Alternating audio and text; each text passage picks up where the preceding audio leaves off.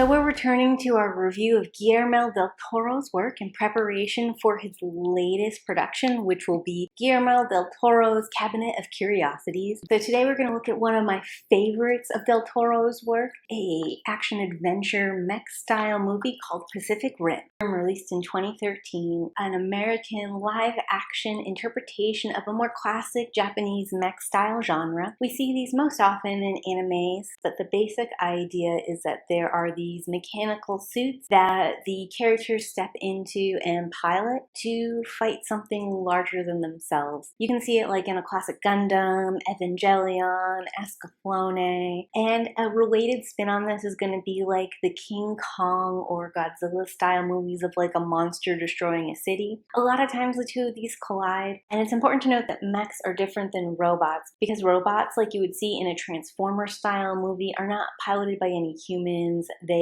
are programs that are kind of running on their own and doing their own thing. This might seem like a very small difference between the two because if you're thinking about like the visual spectacle of it all, whether it's a robot or a mechanical suit piloted by humans, they're still destroying buildings and fighting monsters or fighting each other. So the visual dynamic of it is very similar, but some of the themes that you'll see in these style movies will be different. Del Toro was both the director in this movie and he co-wrote the script. I did look up information to see what he thought about this movie and to see what he was saying about it, and he was most interested in explaining how he designed the mechanical suits or the jaegers that we see within the movie, and to be honest, I really didn't care about that. I know he went out of his way to make all of them different and have themes and yada yada. I'm glad he was passionate about it. I didn't notice it in any of my many watches of this movie, and even after he pointed it out to me, I had a hard time really like falling in love with the mechanics. All of that stuff kind of like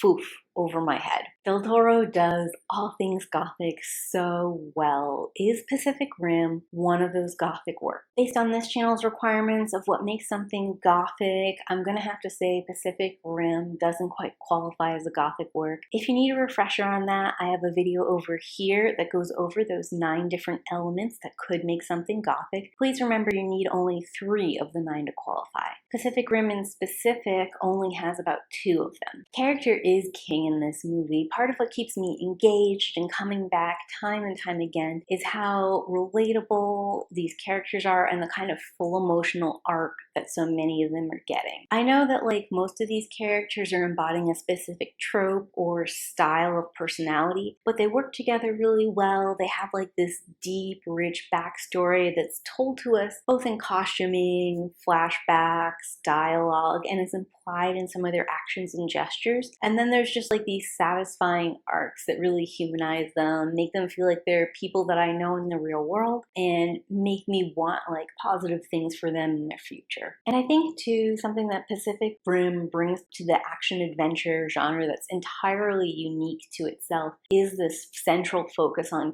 characters, their story and journey, and seeing them develop in a full emotional arc. And of course, Pacific Rim has that supernatural element. Whether you think of the Kaijus like supernatural beings or science fiction beings, this is definitely a humanity versus the science fiction / supernatural conflict at its heart. And the whole mystery of where do these kaijus come from? Why are they coming and attacking us? The whole makeup of this story is figuring these elements out, unraveling this mystery, and hopefully saving humanity. A couple near misses are going to be more poetic prose. All of Del Toro's work is very stylized, and Pacific Rim's no different. The moving camera is present here the same way it is in most of his work. In particular, when the kaiju monster guts are on display, it's like very classic Del Toro monster. The bioluminescent blue called kaiju blue, which is radioactive and does a couple other things in the story, is stunning when you see it in scenes. The CGI for the kaijus has aged a little bit, but as far as the CGI used in creating the mechs, they feel like real things that are sharing stage time with the actors. And that could be part how they're shot, how they're depicted, maybe how the actors are playing it off. But either way, it feels like there's a real thing in the room with them. The core reason I'm not giving this movie points for visual panache is because all of these stylistic elements and all these little bits of world building lore actually help to connect the world of Pacific Rim to our real world and make it feel more like our own, instead of like creating this sense of otherworldliness or the sense of separation and like these more poetic prose that we're looking for in goth works. It's not just artisticness for the sake of artistry, it's also supposed to like highlight something different and unknown and us exploring it further and probably finding our line and our sense of separateness, where in this particular movie it's bringing unity, similarity, and togetherness to the table. Next is going to be a focus on human mortality. Like all good action adventure movies, Pacific Rim has a lot of death and there's a lot of high stakes. There is one particular death scene that comes closest to that like focus on human mortality we expect in gothic work. The loss of Yancey, Raleigh's brother, early on. Raleigh has a lot of angst and mourning going on, seeing his brother die right in front of him and being separated from him in the middle of drifting or like a psychic connection. And this movie could have gone really dark and gothic if we'd spent time with Raleigh directly after he lost his brother Yancey and like how he deals with that. Or even if we kept the current timeline, this could have gone really gothic and dark if we had seen like Yancey's ghost influencing Raleigh or heard Yancey's voice talking to Raleigh during certain scenes where no one else saw him. Or even if Raleigh had been really focused on Yancey's last words to him, Raleigh, you need to. And we don't ever know what Yancey wanted Raleigh to do last. Like if we had focused on that moment, unfinished business of that, or how that death had impacted Raleigh. You know, there's a lot of things that could have been gothic there in that moment, but we don't get any of that. And I do think some of that has to do with the nature of this movie as a whole. Humanity's whole fate is at stake with what these characters do. So while sometimes there is a sad moment, they have to get up and keep fighting. And we see that by not lingering in that human mortality. And the last almost point is going to be in folklore. This movie integrates a lot of different cultures and languages and elements, and it's part of the theme of humanity unifying together. But having like a shared time and stage gives everyone a little taste of a couple of different cultures and flavors, and shows that we all have different emphases in our cultures on different parts of folklore, parts that we do best. And those are the pieces that Del Toro was picking in this movie. I also thought it was cool the way kaiju as a whole had been integrated into superstition and folklore. There are people in this world who are worshiping the kaiju as gods, or who are using kaiju parts as kinds of like snake oil sales or medicine or supplements. And it was really interesting to see how that like mythology had evolved and created its own market, really well integrated into some of the beliefs that we have now around different animals and flowers and such. So moving into my personal observations, Pacific Rim is definitely one of my most watched movies, period. And it's definitely the most watched movie of Del Toro's full archive within our household. My husband uses it constantly as like a test or a showcase of visual prowess of something. It's just something that I see a lot. Anytime he fiddles with the TV, he uses a test case. Anytime we have friends or family over and he wants to showcase the TV, Pacific Rim goes up. It's on all the time. And because of that, you're not going to get any of like my original thoughts versus my now thoughts, because I have seen this so many times so consistently from when it first came out. While I'm sure my views and thoughts on it have changed, it's been slow, and I really wouldn't be able to tell you like a then versus now kind of thing. Starting with the visuals, most people are going to watch a movie like Pacific Rim for the visual spectacle, and I get it. It is a stunning movie. The colors are hyper saturated. There's these beautiful moving sweeping shots. The kaiju versus jaeger fight scenes are great. I love when Gypsy Danger takes the big boat and whacks the kaiju, or like when they're up in the air and they think all their options are gone and then they activate the sword. All of these are great epic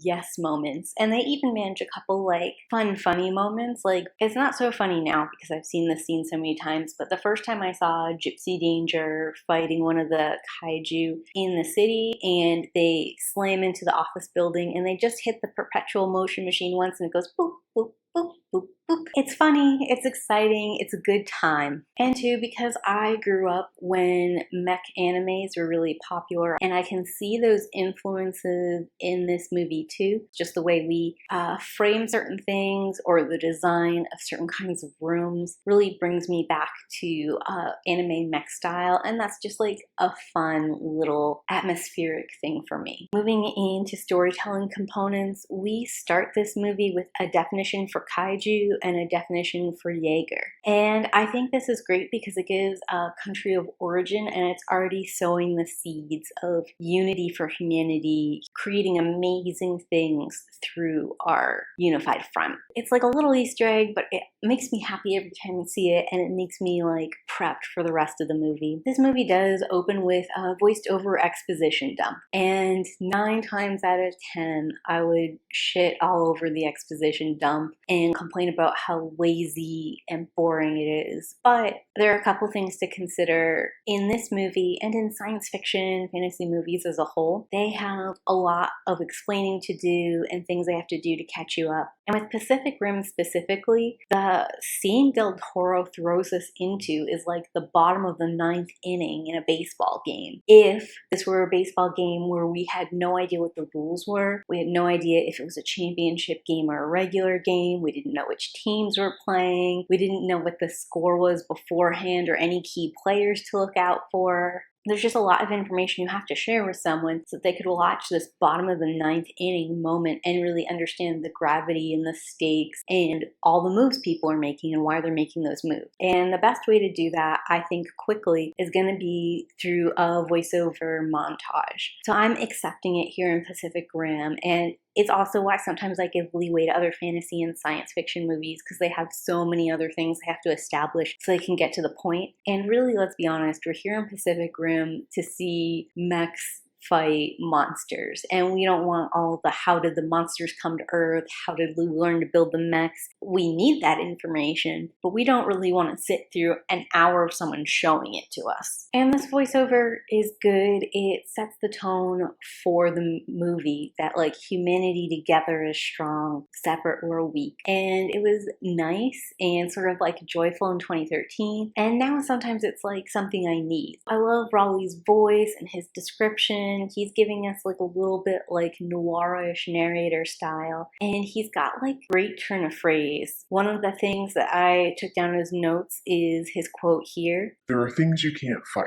Acts of God. You see a hurricane coming, you have to get out of the way. But when you're in a Jaeger, suddenly you can fight the hurricane. You can win. I just love it. It's so great. It's very descriptive and visual, and it packs so much in. The use of slang in this movie is also excellent. It makes the world feel really established and believable, and the words are simple. They're easy to pick up from context and don't require a whole vocab lesson, and I really like all of that. And at the same time, it's huge for world building because these people have created a slang and a whole method for all these brand new things they've invented or experienced. So that just makes it feel more like something in the real world or something that actually has history and weight behind it. The dialogue as a whole is really compelling in this movie. There's a lot of memorable one-lines and standout scenes. For example, when Raleigh is trying to convince Mako to stand up against Marshall, he says something like, "We don't have to obey him." And she tells him,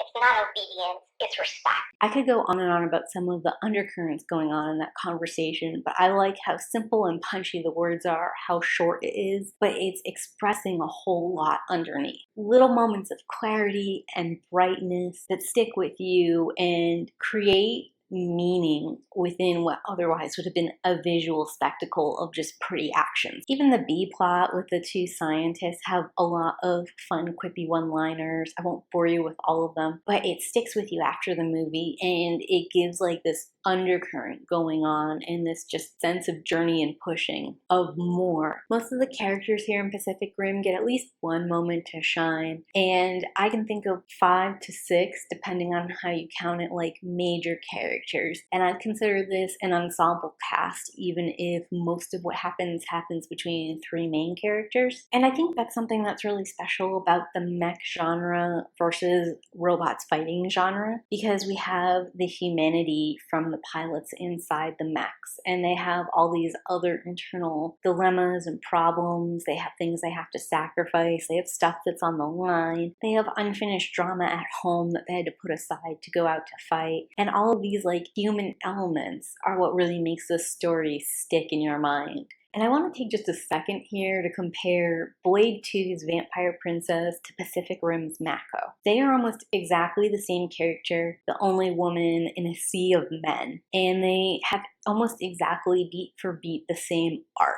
Only in Mako's story, I remember her name, I remember her backstory, I remember her plot beats, I really like her and am rooting for her. In Vampire Princess's story, I'm kind of confused the whole time. Why are these things happening? But it's really uncanny because both of them are the daughter of the big leader. Both start out with like a slightly antagonistic or even doubtful relationship to the main hero. In one case Blade, in the other case Raleigh. Both end up working with him through circumstance and come to respect him / try to build a relationship of some kind with him. But what's different about these stories isn't necessarily the arc of the woman, but how the surrounding cast responds to them. When Mako speaks to her adopted father Marshall, they get a whole emotional back and forth. We can understand her internal struggle of like trying to chase her dreams of becoming a pilot, and also at the same time trying to respect and follow Marshall and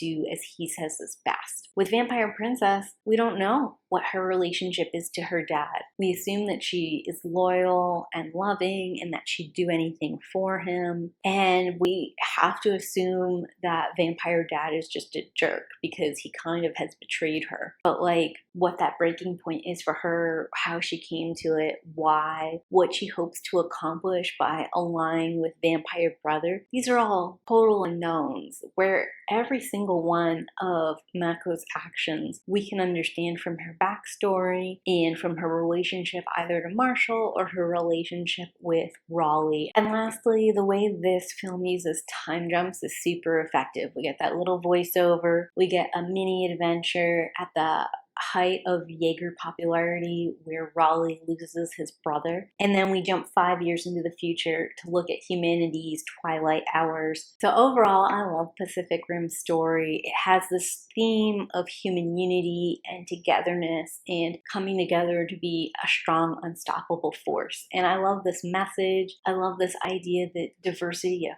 thought doesn't stop us from coming together and in fact makes us stronger. Even if you ignore the whole humanity came together for the Jaeger program and that's what saves us part, there's all these little signals that lead to appreciating the diversity in humanity and actually these diverse perspectives saving us. Like if we take the two scientists subplot, for example, there's like a really uptight by the numbers scientist and there's like this quirky, wild, eccentric scientist who's kind of obsessed with Jaegers and learning more about them and their species. Both of them are there, the Jaeger program, and at the end of the day, even though they snipe at each other and they're competitive with each other, they also care about each other, and when push comes to shove, they acknowledge the different contributions one has. Like numbers guy is able to predict how many kaiju will come out of the breach and how often they'll come out and what category they'll be, and eccentric guy is able to figure out a way to drift with the kaiju, and that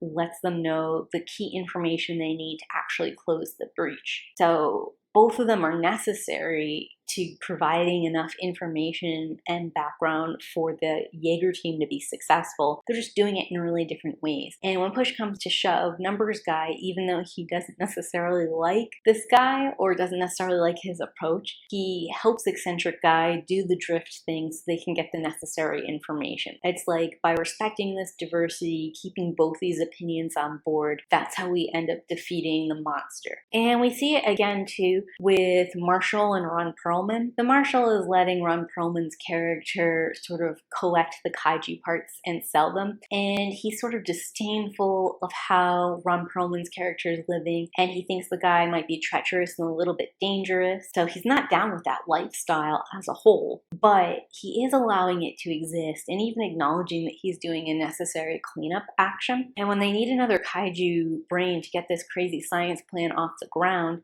they send scientist guy to Ron Perlman, and he gives him a hard time. He's an eccentric, not so great character, but at the end of the day, it's because this character is allowed to exist and do his own thing, they were able to get this brain at all. So it's not just the overt narrative of everyone coming together to create the Jaeger program, it's like continued little actions from different characters throughout the whole story that continue to push the importance of diversity and the importance of like many different perspectives being needed to solve this larger problem. The characters in this story are really well done, and I find myself empathizing with different characters on each watch. So most often it's going to be like Raleigh or Mako or Marshall. I'm going to go from their perspectives. They're the main three characters. Less often it's from one of the scientists that's like a B plot that was highly entertaining on first watch, and I find it's less entertaining on repeat watches. The only thing that's really great to me still in the scientific sections is the monster guts that we get to see. That there's just some fun, colorful monster guts in there. In this particular watch, I actually identified a lot with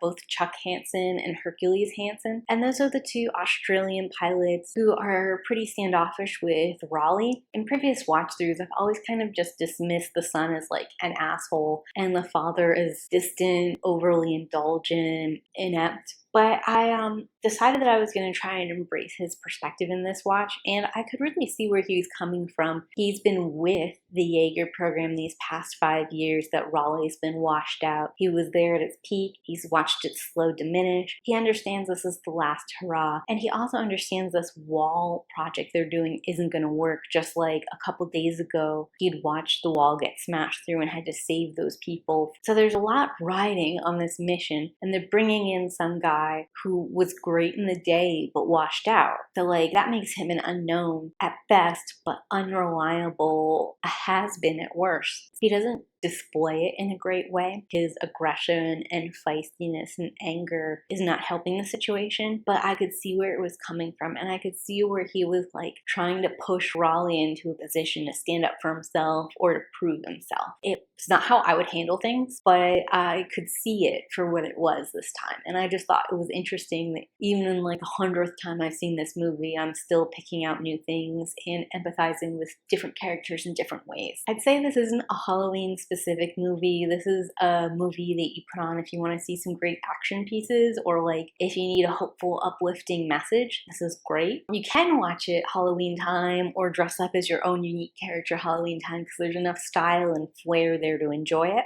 I'd actually probably place this in my watch lineup a little closer to Christmas or over the summer lull, but either way, I totally recommend it as something to watch at least once, but maybe a couple times on repeat depending on whether or not you take to the style. Some overarching themes in filmography for this experience is going to be big fantasy sets with interesting visuals. It's a highly stylized visual experience with a lot of attention to costumes and props. It makes the world feel real and lived in, and it builds characters sometimes through visuals instead of telling you or having a conversation. There is a return of the underground in Pacific Rim, although we do have to go all the way under the sea. We don't get as much on-screen time with the breach as we've got in underground areas in previous movies of Del Toro's, but the breach is the whole reason this movie's happening. So I think it still plays a huge role both in theory and when it finally makes its way center stage. Del Toro does great work humanizing all the characters, even the villains. While many of Del Toro's works are probably more meaty than Pacific Rim, this is not a movie to overlook. It tells us a lot about how Del Toro imagines the human condition and what he thinks our greatest strengths and weaknesses are. And thematically, it lets us know what to look out for in other incarnations of his work. Either we're going to win by sticking together or we're going to lose by falling apart under pressure. And that's going to be my evaluation of Pacific Rim. Have you seen Pacific Rim? What did you think of it? Tell me in those comments down below. And as always, keep reading. Bye!